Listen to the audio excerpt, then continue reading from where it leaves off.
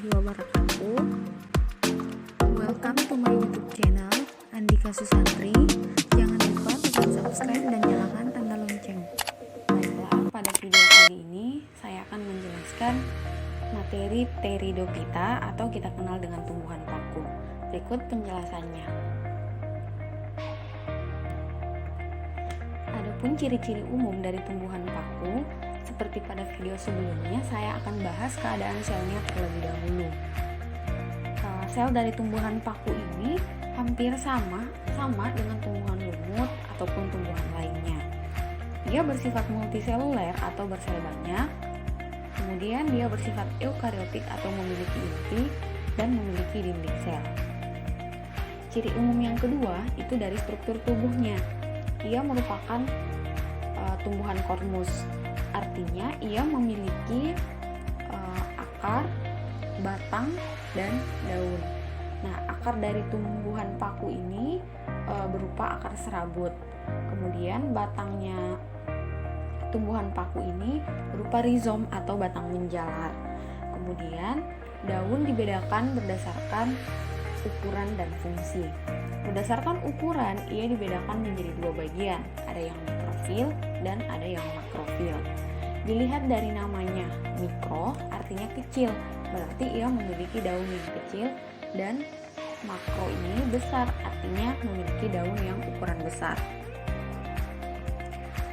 Kemudian dari segi fungsinya, ia terbagi menjadi dua bagian, ada yang trofofit.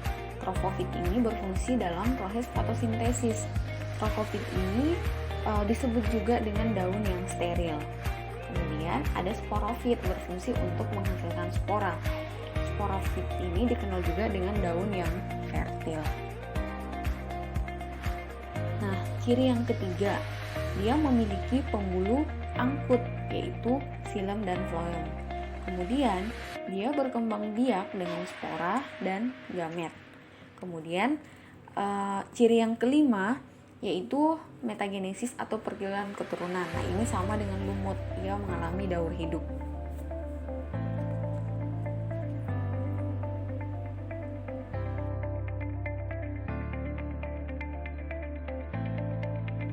Selanjutnya saya akan menjelaskan metagenesis dari Pteridophyta, metagenesis atau pergiliran keturunan.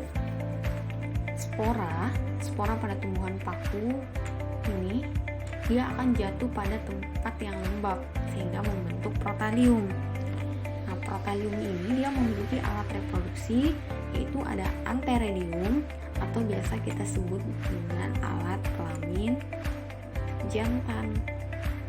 Kemudian ada archegonium atau disebut dengan alat kelamin betina. Nah, anteredium ia menghasilkan sel sperma atau spermatozoid.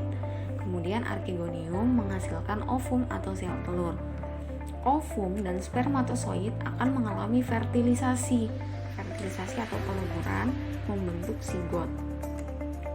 Dari zigot dia akan berkembang menjadi tumbuhan paku. Nah, tumbuhan paku ini memiliki struktur daun penghasil spora yang disebut dengan sporofil. Nah, di sporofil ini dia terdapat kotak spora atau sporanium. Kemudian kotak spora ini menghasilkan spora seperti itu. Kemudian jika kita lengkapi jumlah kromosom yang NN itu, nah untuk spora dia bersifat haploid atau N, atau kita sebut dengan memiliki satu inti. Kemudian protalium juga ini bersifat haploid, saya tulis ya di sini. Kemudian anteredium, archegonium, spermatozoid, dan ovum itu bersifat haploid atau mengandung satu inti. Nah, dari zigot ini bersifat diploid karena di sini kan ada penggabungan dua inti sehingga bersifat diploid atau memiliki dua inti. Kemudian tumbuhan pakunya di sini juga bersifat diploid. Kemudian sporofil bersifat diploid. Kemudian ada sporogonium juga bersifat diploid. Nah, dari sporanium ke spora ini kan berubah menjadi satu inti. Nah, di situ terjadi proses pembelahan meiosis. Kemudian fase pada metagenesis pteridophyta ini terbagi menjadi dua bagian. Jadi ada fase gametofit, yaitu fase yang menghasilkan gamet. Kemudian yang kedua ada fase sporofit, yaitu fase menghasilkan spora. Seperti itu.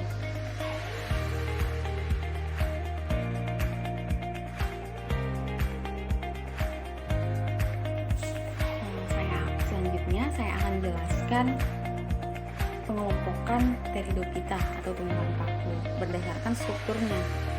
Nah, yang pertama ada Pteropsida atau paku sejati. Pteropsida ini merupakan paku yang paling sering kita jumpai dalam kehidupan sehari-hari. Contohnya Adiantum sp atau paku suplir. Nah, ini dia gambar dari paku suplir. Biasanya banyak ditemukan di halaman rumah karena dijadikan sebagai tanaman hias. Yang kedua ada Psilopsida atau paku purba. Nah, paku Psilopsida ini biasanya paku yang paling sederhana dari strukturnya. Contohnya Psilotum sp. Ini dia gambar dari Psilotum sp. Dan yang ketiga ada Equisetopsida atau paku ekor kuda. Disebut sebagai paku ekor kuda karena tumbuhannya menyerupai ekor kuda. Contohnya Equisetum sp. Ini gambar dari Equisetum. Kemudian yang keempat ada Lipopsida atau paku kawat karena strukturnya itu menyerupai kawat. Contohnya Lycopodium sp.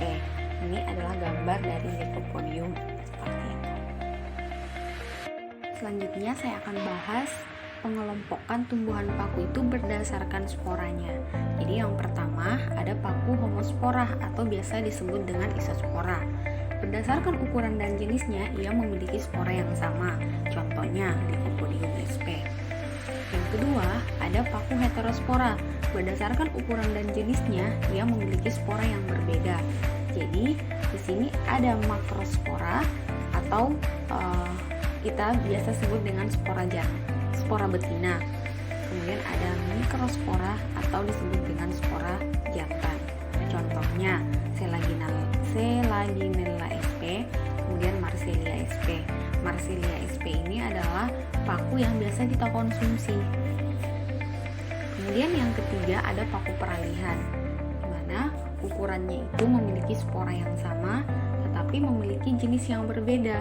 Jadi ada spora jantan, saya tulis di sini ya, spora jantan dan spora betina.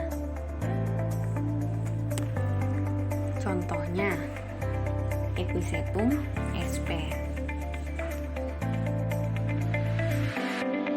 Demikianlah video kali ini. Buat adik-adik atau teman-teman, kalian boleh request materi yang mau dijelasin apa. Langsung saja tulis di kolom komentar. Oke? Demikianlah. Assalamualaikum warahmatullahi wabarakatuh.